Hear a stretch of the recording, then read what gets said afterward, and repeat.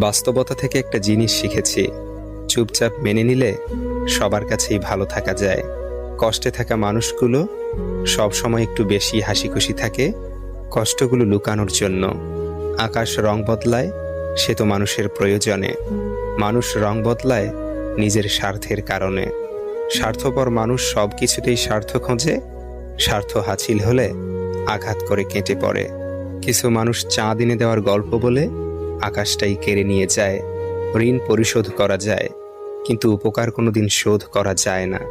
হিংসা করে অন্যের ক্ষতি সহজেই করতে পারবে, কিন্তু কোনোদিনও নিজের উন্নতি করতে পারবে না।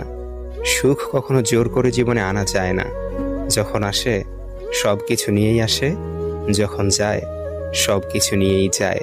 পুরুষের ব্যক্তিত্ব তার কথায়, নারীর ব্যক্তিত্ব তার আচরণে।